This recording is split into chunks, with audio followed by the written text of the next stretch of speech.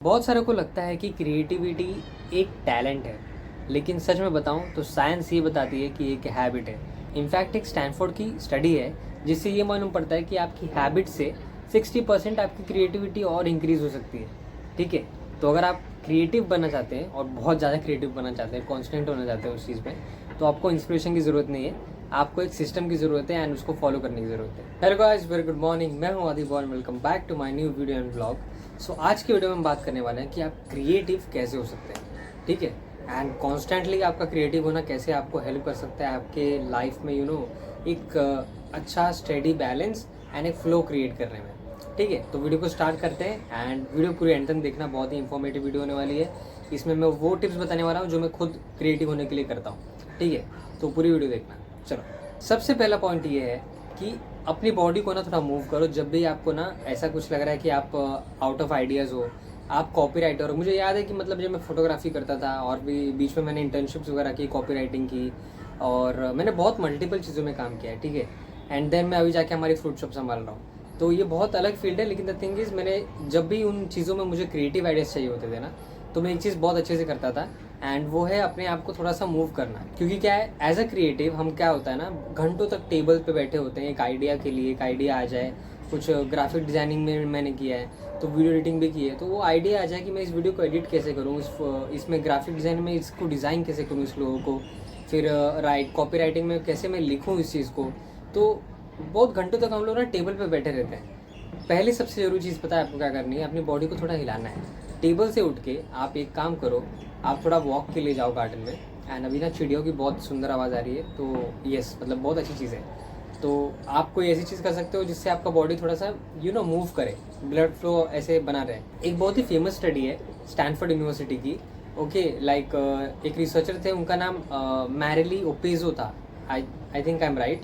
Okay, and उनके साथ Daniel भी थे। तो उन्होंने ये चीज़ फाइंड की कि वॉकिंग करने से आपका जो क्रिएटिव थिंकिंग है वो और डेवलप और बढ़ता है।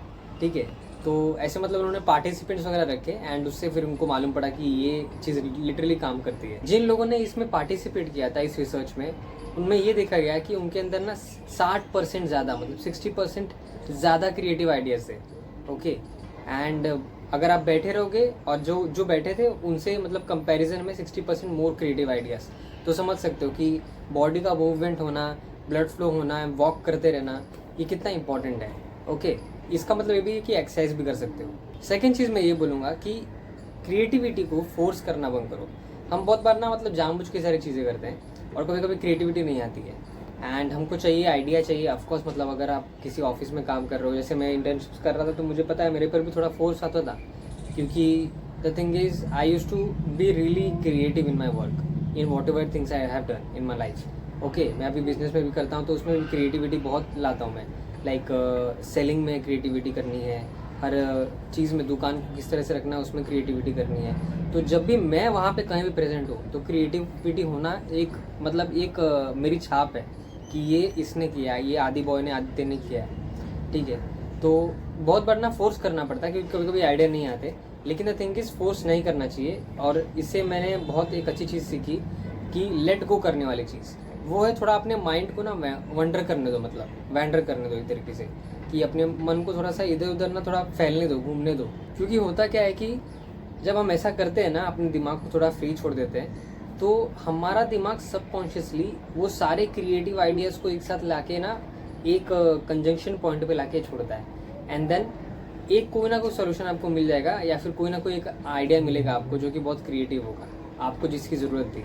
तो थोड़ा सा फोर्स करना बंद करो क्रिएटिविटी को, let your mind vendor a bit. ठीक है, ताकि वो बैकग्राउंड में ना मतलब आपका दिमाग जो भी आपके आइडियाज़ को है, क्रिएटिव आइडियाज़, उनको कनेक्ट करे। और एकदम सिंपल बनाने के लिए बेसिकली मैं ये बोल रहा हूँ कि किसी भी काम को कर रहे हो जहाँ पे आपको लग रहा है कि आपको क्रिएटिवली बहुत फोर्स फील हो रहा है, तो पहले उस काम को ना 20 से 30 मिनट छोड़ दो, एंड फिर कुछ और करने लगो, एंड देन उस काम पे वापस आओ। वो चीज़ अपने आप देखना एक फ्लो बन जाएगा एंड वो काम आगे बढ़ जाएगा।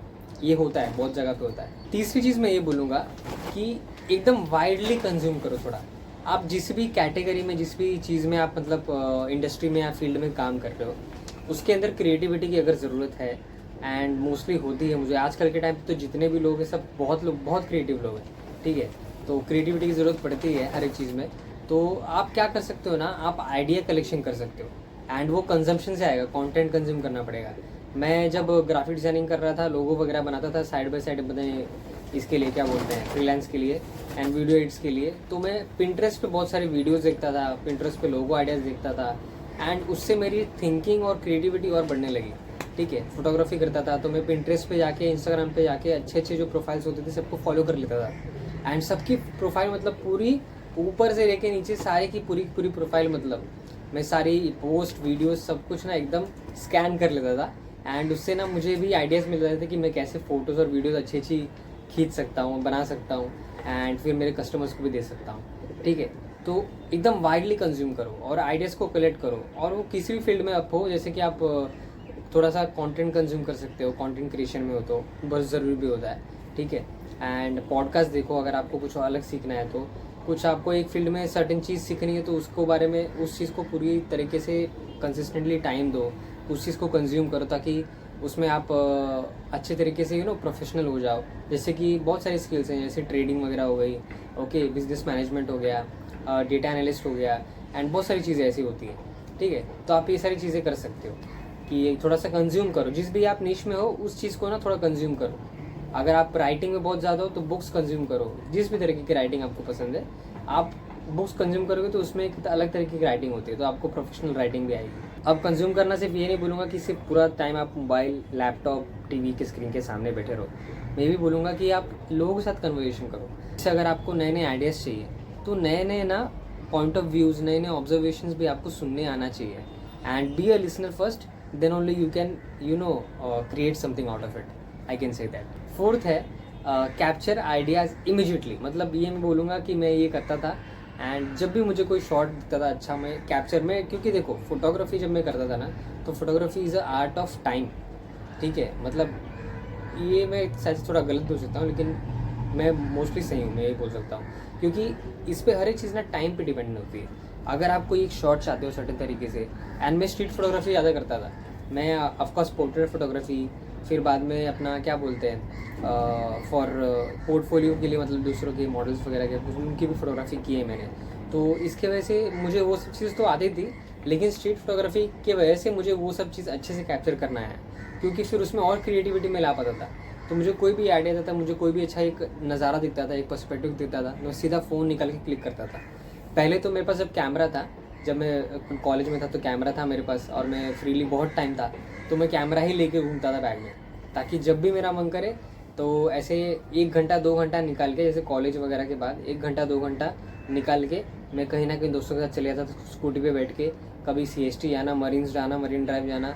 ठीक है, तो वहाँ पे जाके मतलब ना अपना कैमरा निकाल के बस ऑन करके रखे रहता था मैं, भले ही उस दिन शॉट 2-3 ही मिले, लेकिन द थिंग इज़ वो कुछ भी दिखता है ना तो इमीडिएटली कैप्चर करता था।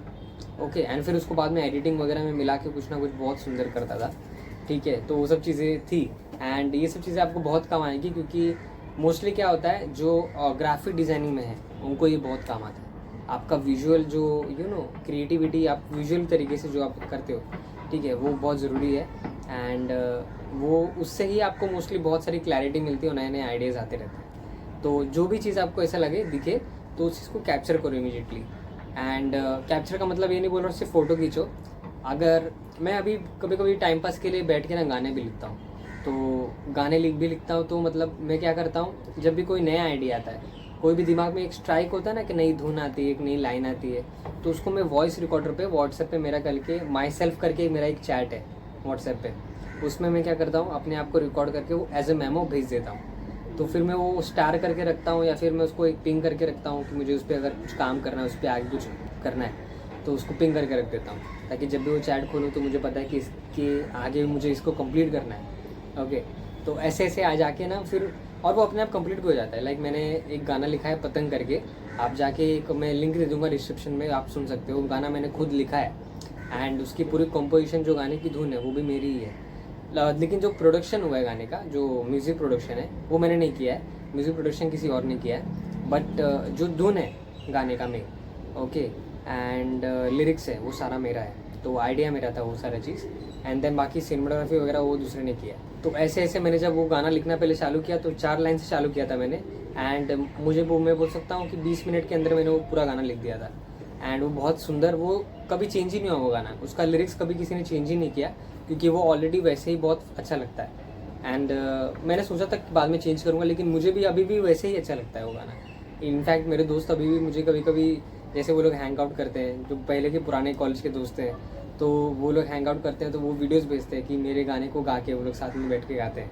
मोस्टली उसमें सिंगर्स वगैरह ज़्यादा है, तो वो गाते हैं, जब भी जैम करते हैं तो मेरा गाना गाते हैं तो वीडियो रिकॉर्ड करके मुझे भेजते हैं व्हाट्सएप पे। तो बहुत अच्छा लगता है कि मतलब ऐसा कुछ ये है, ठीक है। तो ये ऐसे आप करके आपको जो भी आइडिया आ रहा है ना, आप सीधा कैप्चर कर लो उसको, या फिर एक रिकॉर्ड कर लो, या फिर आपके पास नोटबुक है, नोटपैड है तो नोट कर लो। आपके फ़ोन में भी आजकल आप नोट्स में, नोशन में आप ये सब टाइप करके लिख के स्टोर करके रख सकते हो, आपको कोई आइडिया आता है तो, ठीक है।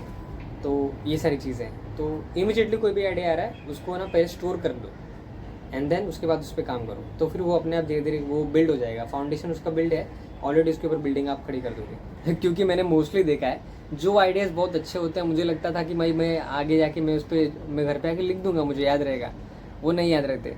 एंड इसके वजह से मोस्टली क्या है ना, क्रिएटिविटी मेमोरी की मोहताज नहीं होती है, टू बी वेरी ऑनेस्ट।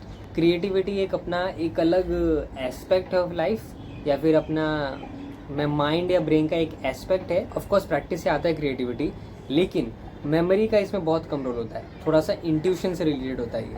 तो उसको भी कैसे बिल्ड करना है ना, मैं किसी और इंट्यूशन के बारे में किसी और वीडियो में बात करूँगा, मैं भी अगली वीडियो में बात कर लूँ, लेकिन ये वीडियो बेसिकली क्रिएटिविटी के बारे में, ठीक है।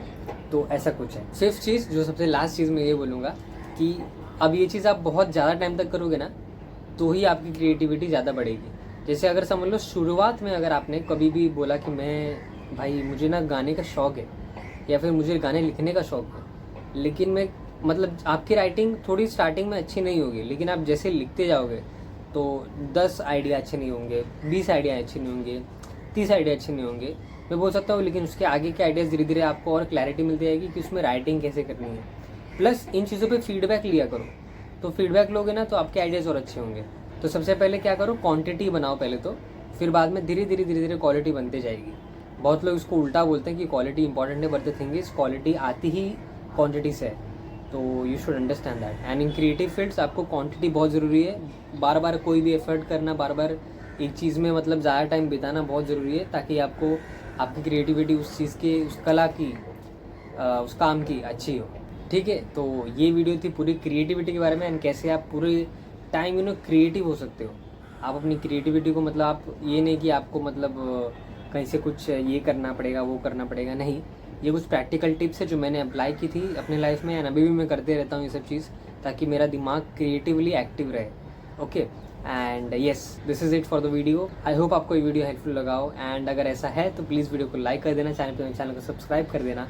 हम आपको मिलते हैं ऐसी और अच्छी, यूज़फुल एंड प्यारी अमेजिंग वीडियोज़ और ब्लॉग्स में। तब तक के लिए take care and bye bye. चलो मिलते हैं नेक्स्ट वीडियो में, चलो बाय।